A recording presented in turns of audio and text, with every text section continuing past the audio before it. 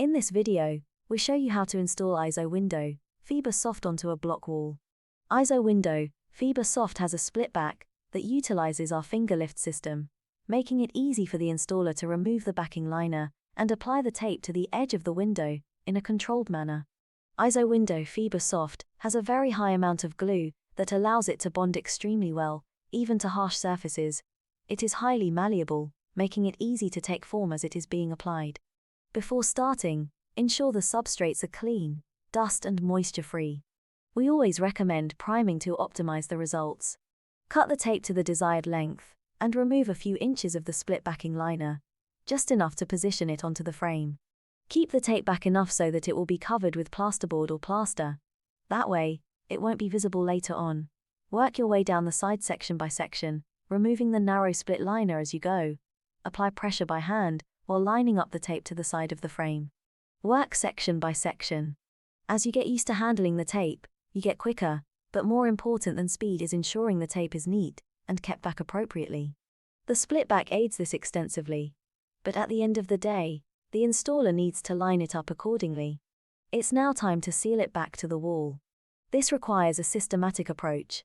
Start by removing a small amount of the second liner in sections as you go. This installer is familiar with the product, so he is removing the whole back liner. What's important is the product is applied tight to the internal corner, so keep the exposed adhesive away from the wall. Watch how the installer handles the tape, keeping the product away from the wall, as he applies pressure into the corner, and then goes back to the wall. The secret is to apply the tape in a manner that it is not under stress. Allow it to follow the contours that you are bonding back to.